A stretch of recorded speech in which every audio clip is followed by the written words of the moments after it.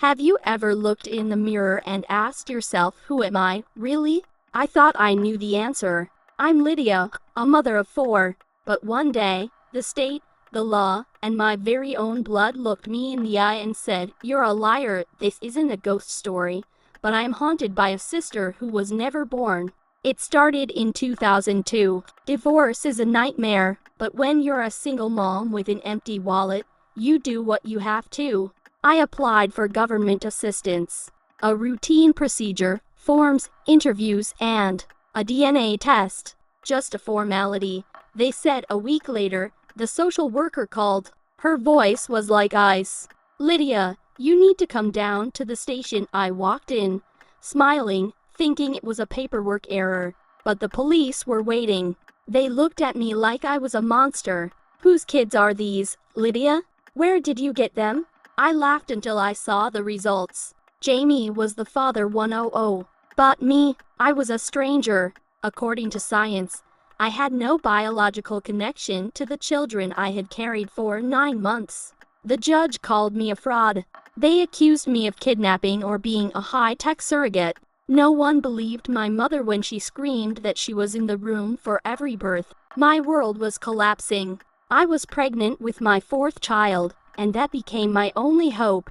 The court assigned an officer to stand by my hospital bed during labor. Imagine it, giving birth in agony, while a man in uniform stands there with a test tube. The moment my baby took its first breath, they took blood. I was sure the truth would come out, but the next day, the result was the same, not the biological mother. I screamed until the walls shook. How can I not be the mother of a child that just left my body? My lawyer found a needle in a haystack, a medical paper on chimerism. In my mother's womb, there were 2 of us, me and my twin sister. But I was the stronger one. I absorbed her before we were even born. She didn't vanish. Her DNA stayed inside me. My skin has my DNA, but my children, they are the biological children of my unborn sister. I am a living ghost, carrying a person who never saw the light of day. I kept my kids, but every time I look at them, I see a gift from a sister I never knew. The Elegant Hotel. It sounds like a promise, but for me, it was a coffin. Room 348. I remember that evening perfectly. I just wanted to relax. Popcorn in the microwave, a cigar, Iron Man 2 on the TV. Life was normal, boring, safe. A few hours later, I was dead. And the police? They had no idea how a man could be murdered by an invisible killer. When they found me, it was a total dead end. The door was bolted from the inside. The windows were locked. No signs of a struggle. No enemies. I was just lying there with a cigar in my hand, looking like I had fallen asleep. But the autopsy was a horror show. My internal organs were pulverized. My liver was shredded, my ribs shattered. The coroner said it looked like I'd been hit by a runaway train or dropped from a skyscraper. But my skin, not a single bruise. Not one. Just a tiny, weird mark on my leg. A locked room death with no weapon. Was it a curse? A freak accident? The case gathered dust for 7 months. But my brother wouldn't let it go. He hired a private investigator, a guy who didn't believe in ghosts, only in physics. He went back to room 348 and found it a tiny, almost invisible dent in the wall near the door. The police thought it was from the doorknob hitting the drywall. But the investigator measured the swing. The knob couldn't reach that spot. It wasn't a dent. It was a hole. The truth was so stupid it's almost offensive. In room 349, 3 drunk electricians were partying. One of them was showing off his 9mm pistol. A freak accident. A single shot. The bullet traveled through the drywall, entered my body, and stayed inside. It was so fast and so hot that the entry wound practically sealed itself, leaving no blood. The electricians heard the pop, saw the hole, patched it with toothpaste, and went to bed. They had no idea they'd killed a man through the wall. I died because of a stray bullet and a tube of Crest. Be careful, death doesn't always knock. Sometimes, It just walks through the walls. Have you ever felt like your body was lying to you? Not just I hate my hair or I wish I were shorter, but on an instinctive level. Like you're playing a role in a play written by a madman. My name is Sarah. You know me as the girl of 100 languages, but behind the viral videos, there was a secret that redefined what it means to be a woman. I grew up in Finland. I was the weird kid to tall, to gangly. In school, I was bullied for my weight. All I wanted was to fit in. When I hit 15, my friends started whispering about dates and periods. I waited. Every day, I carried pads in my purse not because I needed them, but because I didn't want to be an outcast. It was my first big acting role, the role of a normal girl. At 16, my mom took me to the doctor.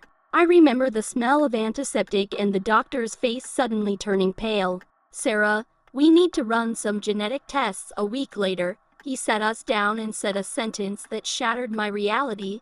Sarah has no uterus, no ovaries, and your chromosomes. They are XYXY. That's the male code. Biologically, I was a boy, but I looked in the mirror and saw a girl. My body had betrayed me twice. It looked feminine, but it refused to let me be a mother. It's called androgen insensitivity syndrome. My body produced male hormones, but my cells were blind to them. They ignored the testosterone, so I developed as a female. In fact, I became a super female, extra tall, perfect skin, because there was no testosterone to cause acne or body hair. But there was a cost. Where my ovaries should have been, they found 3 tumors. I had to have surgery. I was put on hormone therapy. I grew to 6 feet tall. I became famous. But every time I see a stroller on the street, I remember that day in the office. I am a woman in spirit, a man in code, and something beautifully unique in reality. I am the 1.7%.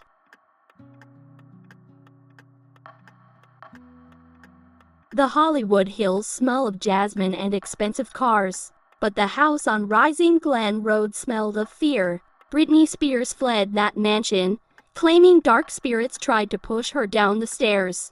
But Brittany Murphy was different. She was the uptown girl with big brown eyes who thought she could tame the shadows. She bought that house for $4 million, never knowing she was buying her own tomb. Brittany hated that house.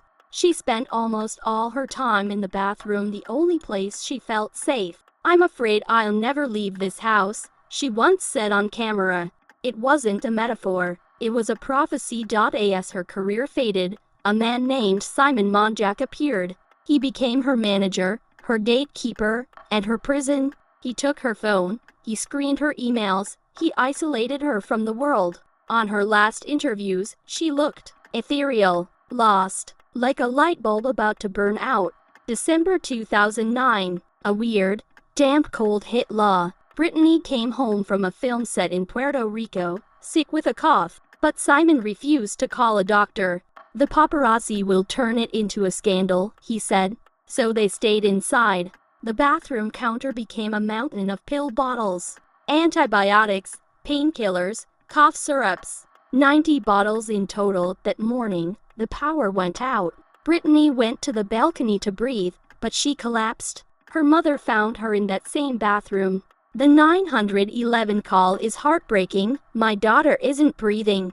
Brittany died at 32. Cardiac arrest. The world was in shock. But the real horror came 5 months later. In that same house, in that same bathroom, Simon died exactly the same way. People whispered about toxic mold, arsenic, and ghosts. But the truth was more tragic. They killed themselves with fear. Their obsession with privacy was stronger than their instinct to survive. They were so terrified of the world seeing them fail that they let a treatable illness eat them alive. The house wasn't haunted by spirits. It was haunted by loneliness and a chemical cocktail that promised a cure but delivered a funeral. Brittany's last act wasn't on a movie screen, it was a tragedy played out behind closed doors.